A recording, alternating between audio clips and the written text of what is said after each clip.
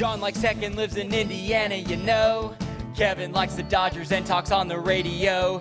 John plays games on Xbox and on his Nintendo, while Kevin runs around LA with his mustachio. It's the Lack of Genius podcast, in your ear holes at last. They don't know they're Mars from Venus, that's why it's the Lack of Genius podcast. John, hello. Hey! Look at me coming at you hot. It's Kevin here. Nice to see you vocally again. You too. And nice to have our listeners back. At the risk of coming off as full of myself, I wrote that theme song. It's been stuck in my head all week. Same. Own? No, it's been stuck in mine, and we've gotten a lot of good feedback about it too. And whenever someone said something good on Instagram or something, I'm like, yeah, Kevin wrote it. Yeah, well, thank you for saying that. I take no credit on it. I was going to say, you could fully take credit. John's running pretty much all our social media accounts. At doesn't mean that I won't have some say in, like, responding. But, yeah, John, if you take the credit and don't tell me, I'll never know. So, well, we're at episode 2 here, John. We haven't been kicked off the air yet, the air being just the internet waves, so that's good. And what is today? Let's see. This episode is going live July 1st, I believe, which is somewhere around there, right? Which is No, I think you're right. July 1st, and that's right around the 4th of July. So we're doing a patriotic episode here.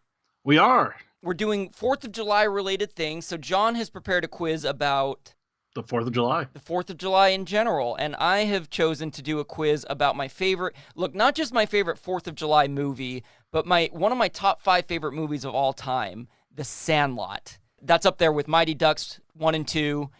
Cool Runnings, and Happy Gilmore. So those may come up down the line later. Put that knowledge away for later. But The Sandlot is my favorite 4th of July movie, and I have a quiz ready for you, John, about that. Okay, sounds good. But before we get into the business of this episode, you want to explain what we're doing here, John? Yeah, we're going to do a little bit of follow-up. This is just a spot for us to be able to correct mistakes that were made in the past episode, or if there's something that someone wanted to chime in with, send us an email or something like that. Mm-hmm. This will be the time for that, right? Right, exactly. So I did make a mistake in the what? last episode. Shocking! I did.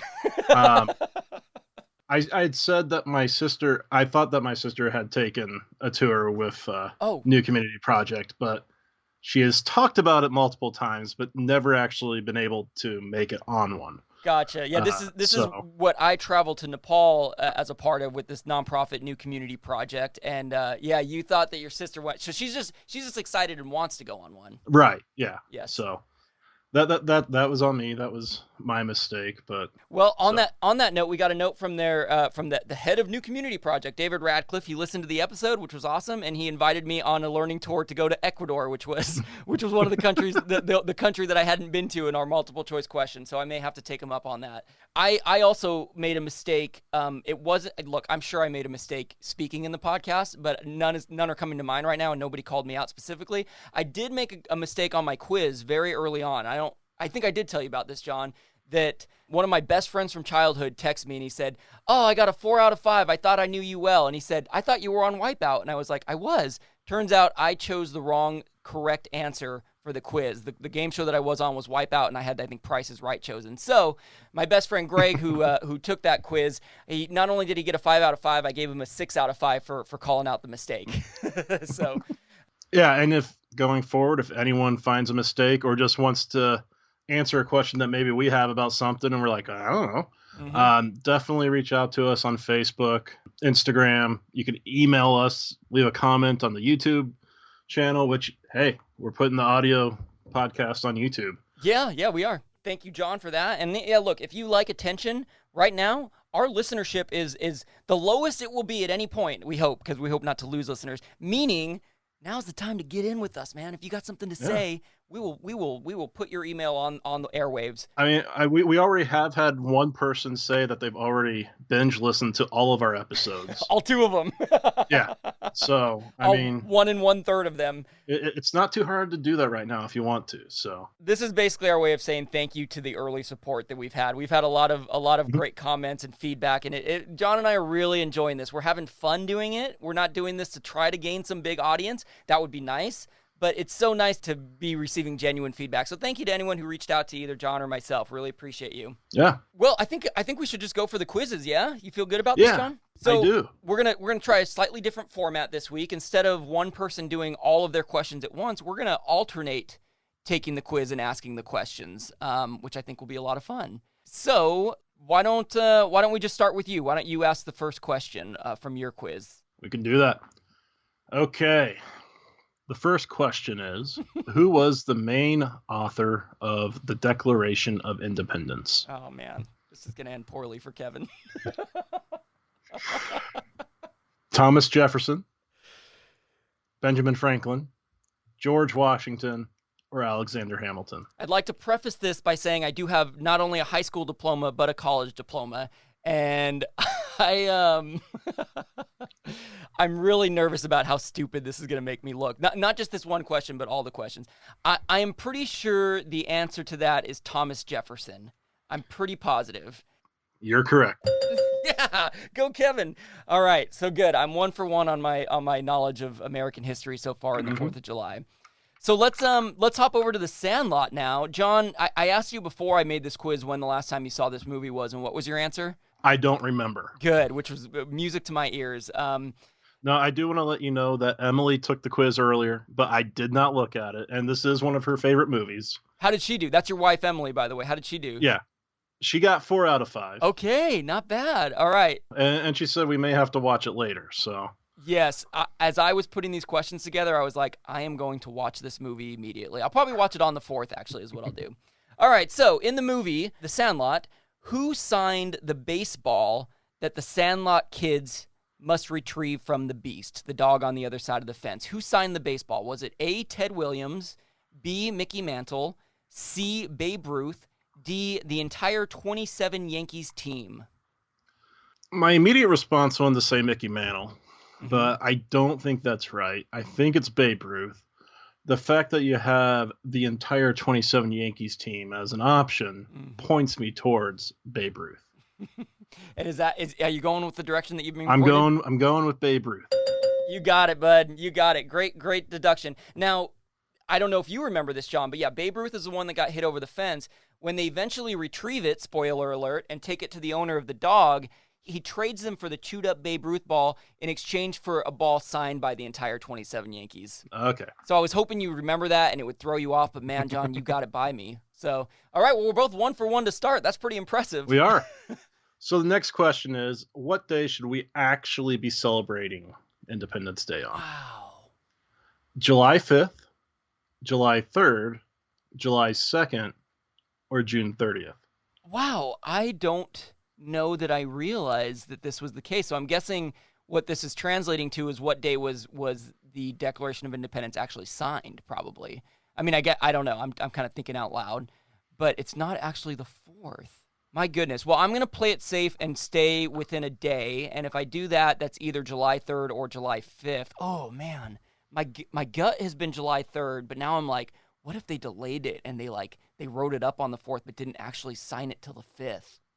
Oh, gosh. I'm going to go against my gut instinct and go with that change because I wish I had done it last episode. I'm going with July 5th. You sure?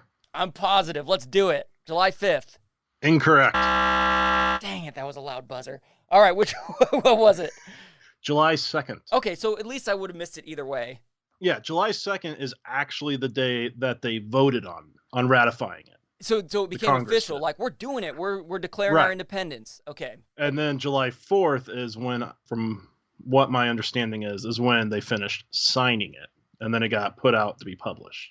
So here's a question for you. In Indiana, where you are in Muncie, do people shoot off all kinds of fireworks in the days and weeks leading up to the 4th of July? Kind of. I mean, it happens out here in the country where we're at too, not just in town. More so, it probably happens even more out in the country because you can kind of get away with more stuff. So gotcha. Because here in LA, look, there are some cities where it is legal to buy fireworks and shoot them off, but most it is not. And I'm telling you, for 4 or 5 weeks leading up to the 4th, and then 4 or 5 weeks after, it's a fireworks show every night, and it's insane. And my dog hates it, and he gets anxious and stresses out. But so what I was going to say is July 2nd is the only day leading up to the 4th that we should be allowed to shoot off fireworks in celebration of the question that you just asked.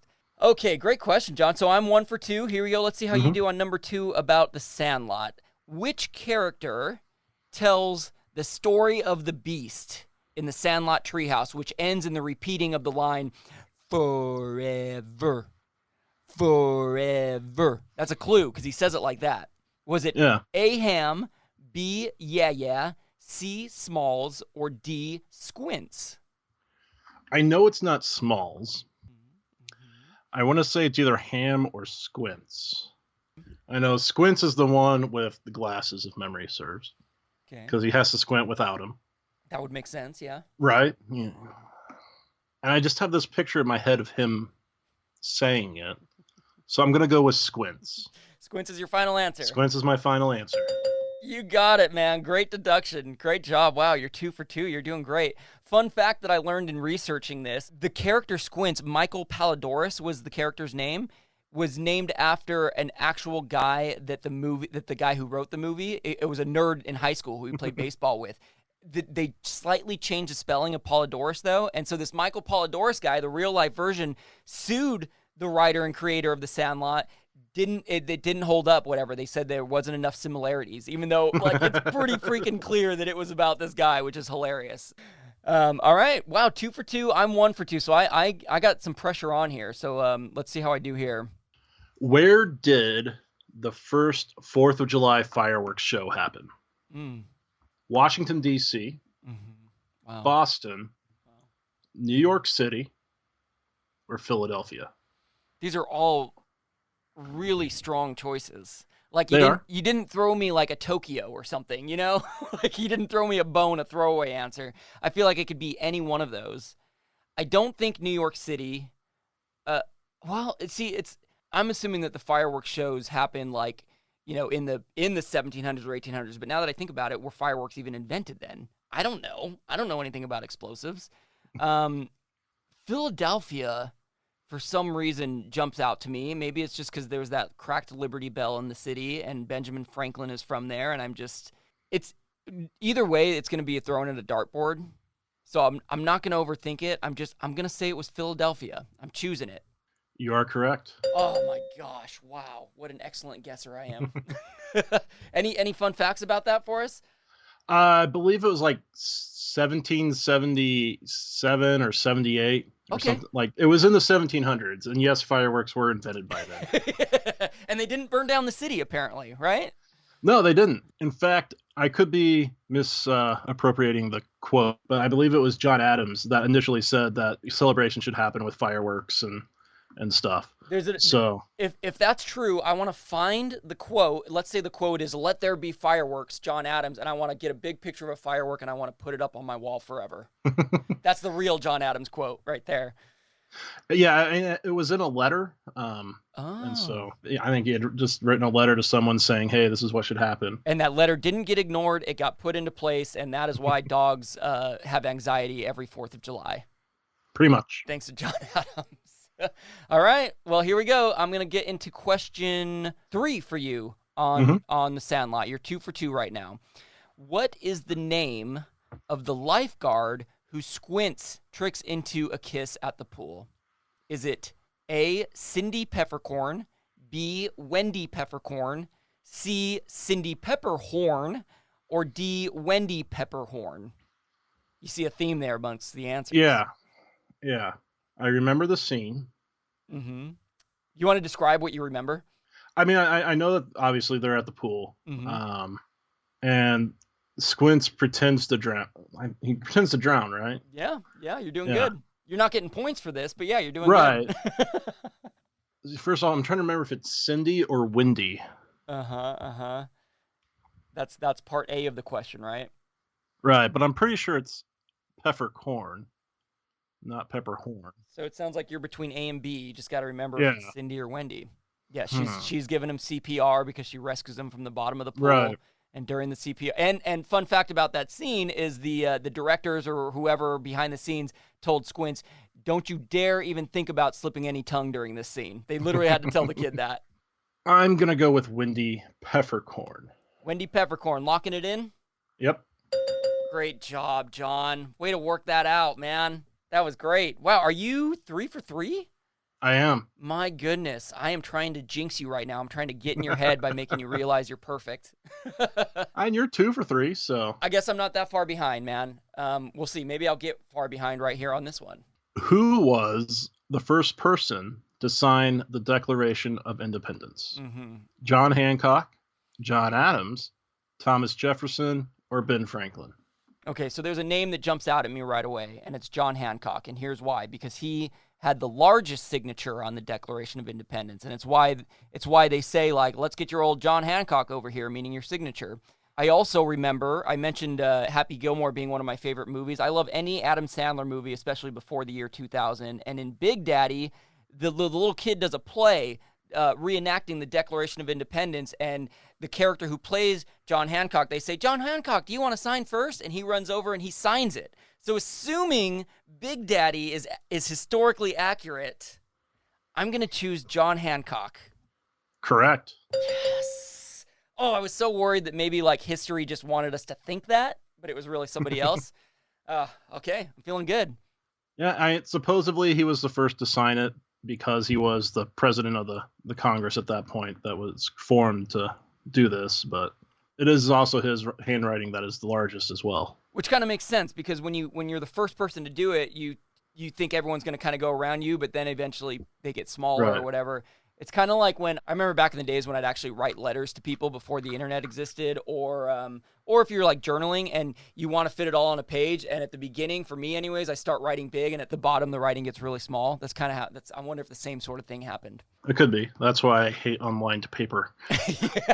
Yeah, exactly. There's no I need lines for structure. Right. That's something John and I have in common. So there we go. We found one thing. Okay, so that puts me at 2 for 3. No, I'm 3 for 4 now, and you're 3 for 3. Okay, and we're moving on to question 4 of the Sandlot. Okay, John, what is the actual name of the dog that they nicknamed the Beast? What's his real name? Is it A, Hercules, B, Goliath, C, Titan, or D, Coconut? I want to say it's either Hercules or Goliath. Mm-hmm. Because he's a big dog. Saint Bernard, right? Is that the kind of dog he is? No, actually, no? I'm not sure. It's not a Saint Bernard, but he's big and drooly like a Saint Bernard. Yeah. Actually, I don't know. We're gonna have to come back to this on our next episode. He's like I do have the internet right in front of me, so you keep thinking. He's an English Mastiff. That's what he is. Mastiff. Okay. Those are huge dogs. All right. They are quite big. Yes. Yeah. So you are right on that about this being a big dog. So yeah, which name is the right one? Hercules, Goliath, Titan, Coconut. It's a shame this isn't Who Wants to Be a Millionaire. You'd be phoning a friend right now or what? Oh yeah. I'm guessing it would be your wife, Emily. It would be. She probably got this one right. I'm guessing she missed number 5, which we're not at yet, but she probably got this one right. I'm gonna go with Hercules. Hercules, final answer? Yep. Great job, John. Man, you're knocking it out of the park. Pun intended today. Pun intended. That's good, John. 4 for 4, man. Did you just do a swing motion? No, I just put my hands together. You're just moving your. It looked like you just did a big baseball swing, knocking it out of the park. Unlike the Dodgers versus the first Cubs game in the series. I went to a Dodger game this week. It was really exciting. Dodgers Cubs. The Dodgers got no hit by the Cubs, which, by the way, Dodgers are like, I'm obsessed with the Dodgers. And John, what's your favorite baseball team? The Cubs. So it hurt even more that we got no hit by the Cubs. We have won the last 2 games since then, though. So that's true. And I think there's a game going on right now. There is. You're right. And I actually don't even know the score. So we'll know by the time this podcast airs. But yeah, you got all the glory that night when we got no hit. That was very unpleasant. Currently 1-6 you. Okay. Wow. Dodgers. 6-1. That's good, man. We need an offensive explosion. I'm happy to hear that. Okay. I am 3 for 4 right now. So the best I can do is 4 for 5. Let's see if I do it. What are the first words of the Declaration of Independence? We hold these truths to be self-evident. When in the course of human events, we the people, a long, long time ago. In a galaxy far away, Naboo was under an attack. Tell me you know Weird Al. Do you listen to Weird Al? Oh, yeah. Weird Al is one of my favorites of all. There's another thing we agree on, John. We're both Weird Al fans. Okay, it's not a long, long time ago. That's obviously Star Wars. I think the first three are all in the Declaration of Independence. I could be wrong. Maybe some of that is the Constitution. We hold these truths to be self-evident. When I'm pretty sure it's we the people. I'm pretty sure it's we the people. I don't know of what of this. That's not part of the question. I don't have to answer what's after we the people. I am gonna go with we the people. That's my final answer. Incorrect. When in the course of human events. Stupid Declaration of Independence. Is we the people in the Declaration of Independence? I don't think so. Is that the Constitution? I mean, it might be somewhere, but it's the Constitution. Wow. When in the course of human events. Yeah, I mean, we the people is the preamble to the Constitution. Got it. That yes. Okay. Well, I'm not going to beat myself up too hard about that, but I really wanted that 4 out of 5. I'm going to be honest though. So 3 out of 5, which means you already won this week because you already got 4 out of 4. So now what's on the line is pride of seeing if you can be the first to go perfect. None of us went perfect last week, right? No. Yeah. So yeah, we went 2 for 5 and 3 for 5, if I recall. Okay. Well, this was my favorite question to write, for the record, and you'll find out why in a second here. Number 5, question about the Sandlot. Which of the following is not one of the insults hurled between Ham and the leader of the Little League baseball team, the Tigers? So when they're on the Sandlot and they have this back and forth of insults, here are 4 insults. One of them was not actually said. Which one is it? Was it fart-sniffing butt crust, pee-drinking crap face, scab eater, or buffalo butt breath? I remember scab eater. As we all do. I vaguely remember fart-sniffing butt crust, as well as buffalo butt breath. So I'm going to choose pee-drinking crap face. These are some fantastic memories, I'll say. These are the words that you have in your head. So you're saying pee-drinking crap face is your final answer? I am. Sorry, bro. You know what I'm realizing right now is that it's not a trick question, but they do say something about fart sniffing. I think what it is Ham calls the dude a fart sniffer, but the insult fart sniffing butt crust is never actually used. Okay. Ham does call the other kid a pee drinking crap face though, which if you go back and watch this scene, these kids are good, man. They're good actors. They're hilarious. And that's got to be one of the funniest scenes in the whole movie, man. I always enjoyed the merry-go-round. Oh, yeah. That's interesting because I think that's a fun question to ask people just casually is because the Sandlot is full of great scenes, right? Mm-hmm. And so when you think of the Sandlot, what's the first thing that comes to your head? And I think for me, it actually is the merry-go-round and the throwing up from chewing the tobacco. Mm-hmm. It's just such an iconic scene. I read something about that the vomit that they threw up was made out of, I think it was molasses and bacon. It was like a combination of molasses and bacon. So fun fact, which sounds kind of delicious. I'm going to be honest. Maybe would have eaten it if I was there. Wow, John, 4 out of 5. So close. So close. But you did beat me this week. You've proven that you are more of a genius on the Sandlot than I am on American history and the 4th of July. And I'm probably going to be deported as a result. Fingers crossed that's not the case. Fingers crossed. Hopefully no one actually listens to this podcast. We want people to listen. Oh, yeah. Hopefully everybody listens. Hopefully everybody listens and doesn't judge me for not knowing American history. Well, good times, man. 4th of July episode. Happy 4th of July to those who are listening. I hope you enjoy your celebration. Do it safe. We are coming back next week. We're really excited for this traction. We have what we think next week is going to be a pretty good debate. We do. Which is better? White Castle, which is from the Midwest, for those of you on the West Coast that don't know what it is, or In-N-Out. Yeah. Which is on the West Coast. So it's not only, we already know the answer to which is better. It's In-N-Out. Yeah. It's White Castle. The real question is, how much genius do we have on those subjects? So you're going to be quizzing me about White Castle. I'm going to be quizzing you about In-N-Out to see how much you know about these regional staples in burger food. Yeah. John's in the Midwest. I'm on the West Coast. We're both going to represent for our burgers, and I'm excited for it, man. I think we're going to have a nice polarized audience, which is always a good thing, and that will be next week on the Lack of Genius podcast. You going to go spend an hour and a half in line to get some burgers before the show? It's the two longest lines out here in Southern California. Is Costco Yeah. everywhere? Okay, I'm pretty sure that the two longest lines in Southern California are Costco gas lines and In-N-Out burgers. You're right. It's a ridiculous. Even if you go at midnight, you're still going to be in line forever. So that is a downside to In-N-Out. I mean, the closest White Castle to me is a half hour away.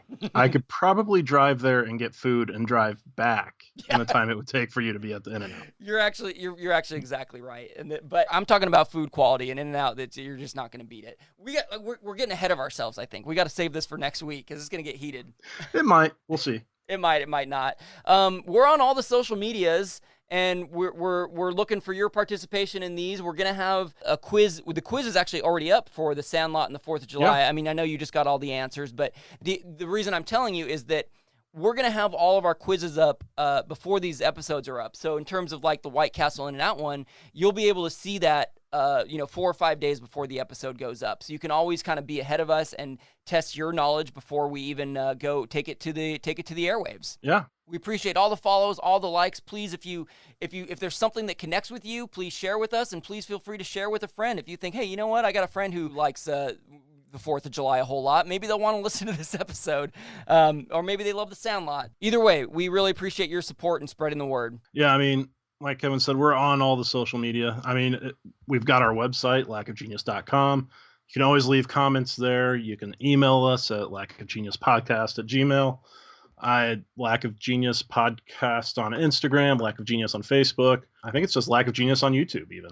I am so impressed with your ability to memorize those. That's great, John. Good work. And Twitter at Lack of Genius 1. Well, this is awesome. You did great today. You got a 4 out of 5. I got a 3 out of 5. And in the grand total of these quizzes, we've each won an episode. So we're tied 1-1. I think that's a great way to start. Feels like a good balance to the universe. Maybe we'll put a poll out there if you think we should have a scoreboard on the website of who's winning. Maybe we'll have a yearly trophy or something. That's a great idea. Okay, so this is something in the works. We'll start thinking about this. By the way, this is random because I was looking at a bobblehead right now. I was like, maybe there's like a bobblehead we could give out. The other thing that happened at that Dodger game that was a no-hitter is it was Cody Bellinger bobblehead night. Traffic was so bad on the way in, I didn't even get a bobblehead. So It was a total womp womp moment for me. So if anyone out there can find me a Cody Bellinger bobblehead, that can be our trophy. Just send it our way, all right? Maybe we'll have to paint a Cubs hat on it or something. Yeah, it's at least the same color. It's blue. We're looking forward to episode 3, In-N-Out versus White Castle. And anything else you got to add here today, John? No, definitely. Like I said, just reach out to us, and if you have ideas on what we should even talk about some week, let us know. Yeah, we're always looking for your expertise as well. If you want to be a guest, don't be afraid to pitch yourself, because we would love to show off your expertise. Mm-hmm. And I've had a blast showing off the lack of genius that is me, and it's always a pleasure being with you, John. Yep, same here. See you later, Lack of Genius. Bye-bye. See ya. Bye. It's the Lack of Genius podcast in your ear holes at last. They don't know they're Mars from Venus, that's why it's the Lack of Genius podcast.